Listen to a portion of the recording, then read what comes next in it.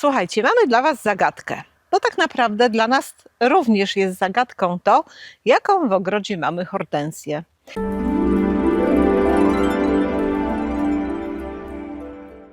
Dzień dobry, drodzy telewidzowie. dobry. Witamy Was niezwykle uprzejmie i serdecznie na naszym kanale. Beata, Irek, mamy nadzieję, że u Was wszystko w porządku. My, jak zwykle, będziemy działali w ogrodzie i na ten weekend mamy kilka planów, które oczywiście pokażemy Wam w dzisiejszym odcinku.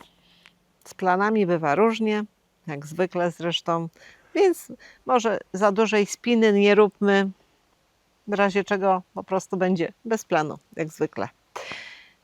Czekają ciekawostki o pewnej całkowicie nieoczywistej roślinie, która potrafi nas naprawdę mocno zaskoczyć, a obok której wielu z nas przechodzi każdego dnia i często po prostu nawet jej nie zauważa. A kiedy już zwrócimy na nią uwagę, to najczęściej dlatego, że zbyt mocno rozpanoszyła się w ogrodzie. Zostańcie z nami do końca. Zapraszamy do oglądania. Zapraszamy. Słuchajcie, mamy dla Was zagadkę. Bo tak naprawdę dla nas również jest zagadką to, jaką w ogrodzie mamy hortensję. Ponieważ internet głupieje i pokazuje przeróżne nazwy tej hortensji. Więc nie wiemy. Do Was pytanie. Co to za hortensja? Pokażę Wam moje ulubione jeżóweczki. Przepiękne. Bałam się, że będą w tym roku takie trochę kiepskie, bo coś im nie szło na początku, ale teraz okazało się, że wyglądają superancko. Przepiękne mają te kolory. Ja bym w ogóle chciała ich mieć multum, żeby to była taka jedna wielka rabata z jeżówkami, ale później okazuje się, że mam jeszcze to, szkoda mi tego, szkoda mi tamtego i zostaje wszystko. Ale w tej chwili jeżówki są jakie są bardzo ładne, mają różne kolory, bo i żółte i takie malinowe trochę i te różowe w różnych odmianach i ciemniejsze i jaśniejsze. Super, super. Ja uwielbiam jeżówki po prostu za to, że są przecudowne. Za te środki, te płatki maliniaste. Tutaj szałwia. I oczywiście co Wam chciałam pokazać? Rozwar wielkokwiatowy, bo pokazywaliśmy, jak były na nim tylko i wyłącznie baloniki. Jeszcze baloników jest dużo, bardzo dużo, ale ma teraz przepiękne kwiaty. Cudne. W ogóle ma ten kolor tych kwiatów jest taki chłodno-fioletowo-niebieski. No chyba tak bym mogła powiedzieć, że chyba to by było takie najbardziej oddające ten kolor. Chłodny, fioletowo-niebieski. No zresztą sami ocencie, co Wam będę gadać. No. Bardzo ładny jest. Pysznogłówka. Tu orliki rozrosły się jak wariaty. No po prostu szaleją. Pysznogłówka w tym roku też bardzo ładnie wygląda. Myślałam, że będzie bidula, ale jest ok. Nawet kampanulla mi odbiła,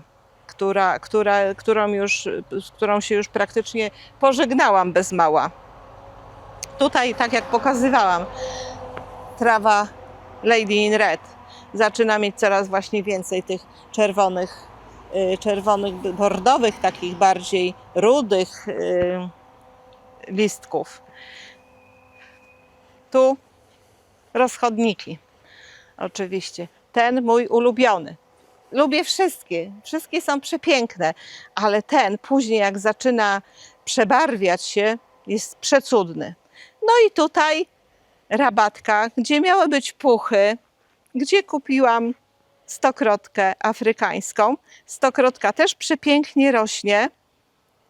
Jestem aż zdziwiona, bo na początku no była też taka sobie, a teraz jest przepiękna, rozrosła się i w sumie tu w tej chwili zaczęło się robić za gęsto. Bo tak jak pamiętacie, jak mówiłam, nie było ani gaury, ani werbeny patagońskiej. 2 werbeny patagońskie dokupiliśmy, żeby zagęścić, a okazało się, że werbena wyszła wzięła i wylazła z ziemi, za co jej bardzo dziękuję. I to samo zrobiła gaura. I zrobiło się gęsto. A tu jeszcze oczywiście co rośnie? Proszę bardzo, komosa, czyli lebiotka. Także podsumowując, rabatkę, zagęściło się, jest pięknie, a co najważniejsze, uwija się tu mnóstwo zapylaczy. Tak liczyłem, Beata, i to już chyba 75. hosta. Nie, aż tyle to chyba nie ma. No sporo mamy faktycznie, ale chyba nie aż tyle. No ale powiedz mi, skąd ty masz tą hostę? Dostałam od gospodarza na naszym osiedlu, ponieważ u nas właśnie na osiedlu jest sporo host. No, bo powiedział mnóstwo. Tak. I one się już tak porozrastały, że dosłownie kładą się na chodniki, na ścieżki do przejścia. I gospodarz robił czystkę. I zapytał się po prostu, bo akurat sobie szłam. Zapytał się, czy przypadkiem nie chce. A więc ty, Ja- jajku, to oczywiście. Ale to pierwsze co? To oczywiście, Tak, oczywiście. że tak. One są no, w kiepskim tutaj stanie, bo one są połamane, no ale to nieważne. Ale A dlaczego są połamane? bo on jak ich tam próbował porozdzielać, To nie obchodził się zbyt delikatnie. nie, ale trochę mu się nie dziwię, dlatego że naprawdę tam były tak wielkie kępy, a on w ogóle nie mógł wbić nawet szpadla, żeby to porozdzielać. Także, tak jak powiedziałeś, nie A to obrywasz te połamane, nie? No obrywam, bo to i tak pójdzie już aut, i tak pójdzie auto, to wszystko jest połamane. Ale tak jak mówię, no korzenie są w miarę, więc mam nadzieję, że się dobrze przyjmą. A tu jeszcze mam o następne, to jest to samo, tylko że już inaczej, z innego miejsca. Ale nieważne, to jest identycznie to samo i teraz zastanawiam się, że tą drugą część chyba wsadzę po prostu w inną miejscóweczkę. I to jest dobry pomysł. Prawda? Pewnie, że tak. A tu jest jeszcze jeden taki korzonek. O, to mam, to dobra, to włożę. Ojejku, ile ty masz tych hostów. Wiesz co, ponieważ się rozgoliłaś, to będzie 70, będzie i 76. No będzie. A dlaczego sadzisz je akurat w tym miejscu pod drzewem? Bo w sumie tak miałam właśnie tutaj posadzić wcześniej, zastanawiałam się, ale tu dużą inspiracją, przepraszam, bo pogubiłam kaloszki, dużą inspiracją była moja mama ostatnio, jak byli na inspekcji. No właśnie powiedziała, żeby tu posadzić. Który to jest odcinek? Nie pamiętam. A tytuł? Przyjechała inspekcja. Przyjechała kontrola. Tak. No dobrze. I właśnie mama mi doradziła, żeby tutaj posadzić. No ale to mówię, no ja też miałam taki zamiar, więc robię. A tu jeszcze chciałam tylko tak rzutem na taśmę pokazać. To jest trawa Zubrinus. Zebrinus. Dobra, oczywiście jak zwykle nie wiem. Nie pamiętam, bym powiedział. Znaczy, no nie pamiętam, tak. Coś na Z. Ojej. Us się kończy. Ale widzowie nam powiedzą, co to za trawa, której Nie. prawie nie ma. Znaczy nie, to jest kwestia tego, że ja nie pamiętam, czy Zubrinus, czy Zebrinus. Aha, To jest tylko okej. taka kwestia. To jest trawa, którą ty mi skosiłeś.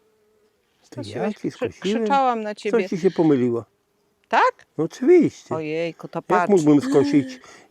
mógłbym skosić trawę taką piękną? Taką piękną, prawda? Oczywiście. Ale i tak dobrze, bo ona odbiła tutaj, a ona tutaj nie ma dobrej miejscówki, bo tu jest cień, a trawy lubią słońce. Zresztą u nas trawy w ogóle, nawet jak w słońcu, to nie rosną dobrze. Coś im tu nie pasi. Po prostu. No ale nic, nieważne. Dobrze, ja się biorę za tutaj sadzenie. Bluszczyk kurdybanek. Dzisiaj właśnie o nim kilka słów. Jedni uważają go za zwykły chwast, natomiast inni za bardzo cenną roślinę. A czy wiecie, że przez setki lat był wykorzystywany w kuchni i w ziołolecznictwie? I tak naprawdę jest w dalszym ciągu. Na co dzień mijamy go, nawet nie zwracając na niego uwagi. Dopiero gdy zbyt mocno rozpanoszy się w naszym ogrodzie, zaczynamy postrzegać go jako intruza. I wtedy bezlitośnie traktujemy go kosiarką albo próbujemy za wszelką cenę pozbyć się go z trawnika.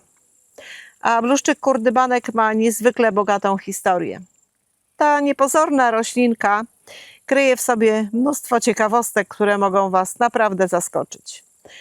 Na początek sama nazwa, ponieważ uważa się, że nazwa kurdybanek pochodzi od słowa kurdyban, czyli od ozdobnej skóry, która była sprowadzana przed wiekami z hiszpańskiej Kordoby.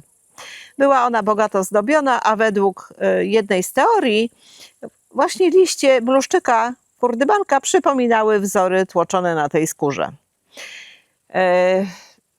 Co ciekawe, bluszczyk kurdybanek miał wiele ludowych nazw. W różnych regionach Polski nazywano go m.in. ptasimi główkami, żołnierską pietruszką, kocimordą czy też kaczeńcem. Już w średniowieczu kurdybanek powszechnie uprawiano w ogrodach przyklasztornych. Wykorzystywano go jako zioło lecznicze i przyprawowe. Zakonnicy przygotowywali z niego napary, a także dodawali do różnych potraw. Inaczej powiem. Tu w ogrodzie, jak sobie rośnie, to jego kompletnie nie czuć. Natomiast jak się właśnie potrze tutaj te listeczki, pachnie, bardzo ładnie pachnie. I lecimy dalej z ciekawostkami. Dawniej wierzono również, że przynosi zdrowie, chroni domowników i odpędza złe moce. Może coś w tym jest. Nie wiem, nie próbowaliśmy. Nigdy nie zastanawialiśmy się, więc nie możemy potwierdzić. Dzisiaj brzmi to trochę tak naprawdę jak legenda, ale pokazuje, jakim szacunkiem darzono tą niepozorną roślinkę. Co ciekawe, zanim chmiel na dobre zagościł w browarnictwie, kurdybanek dodawano do piwa i nie tylko poprawiał smak piwa, ale również aromat i pomagał dłużej zachować świeżość napoju. Jeszcze jedna ciekawostka. Według legendy król Jan III Sobieski przypisywał kurdybankowi zwycięstwo pod Wiedniem. Podobno zabrał ze sobą ziele właśnie kurdybanka na wyprawę, wierząc, że pomoże on uchronić jego żołnierzy przed chorobami i zatruciami. Znaczy konkretniej po prostu napary robione z tego kurdybanka, że ustrzegą po prostu przed chorobami i zatruciami. Okazuje się, że od tamtych czasów tak naprawdę niewiele się zmieniło i bluszczyk kurdybanek do dziś znajduje zastosowanie w kuchni, ponieważ młode listki można dodawać do sałatek, do twarożków, do masła ziołowego, czy na przykład zup, a niektórzy również robią z niego nalewki. Ma taki właśnie lekko korzenny, delikatnie miętowy smak i dlatego najbardziej sprawdza się jako aromatyczna przyprawa. Na koniec jeszcze jedna rzecz, o której myślę, że naprawdę warto wspomnieć. Wiosną fioletowe kwiaty bluszczyka kurdybanka są cennym źródłem nektaru dla pszczół i trzmieli, ponieważ on po prostu kwitnie bardzo wcześnie i dla nich właśnie jest ważnym źródłem pokarmu. Jeśli więc rośnie gdzieś na uboczu w waszym ogrodzie i wam nie przeszkadza, myślę, że warto czasem zostawić go w spokoju. Oczywiście pod warunkiem, że będziemy mieli tą roślinę na oku i nie pozwolimy jej zbyt mocno się rozpanoszyć. Napiszcie w komentarzach, chętnie poczytam, ponieważ jestem ciekawa, czy znaliście te wszystkie ciekawostki na temat bluszczyka kurdybanka i ewentualnie, czy od dziś będziecie patrzyli na niego w swoim ogrodzie troszkę łaskawszym okiem. Twoja Beatka, przecież dopiero piliłaś. No właśnie, no właśnie. No weź im, kurczę, coś powiedz, żeby przestały rosnąć jak głupie. No przecież to jest jakieś szaleństwo. Mieliśmy dzisiaj poświęcić więcej czasu na odpoczynek, na leżakowanie. Odpoczywałeś? Kiedy? No kosząc nie odpocząłeś? No a to ty teraz, rozumiem, jak pielisz, to też No, odpoczywasz. bez mała. No, Tak. to jak, kurczę, drugi etat. Chyba tak można trochę powiedzieć. A tak, Coś w powiem tym ci jest. szczerze, umiałabyś tak tutaj przyjechać i siedzieć i nic nie robić? Chyba by to było odrobinę trudne, co? Nie, nie umiałabym. Kompletnie. Nie, ja tu w ogóle jak przyjeżdżamy, to ja dostaję jakiegoś takiego powera tutaj. O, jakbyś Red Bulla wypiła albo 2 i espresso. Ze skrzydełkami. A co tak, fruniesz? Tak, odfruwam. A jak odfruwasz? Pokaż No, jeszcze no raz. wiesz, o właśnie, o. Weź uspokój się, nie prowokuj mnie, bo znowu głupot nagadamy.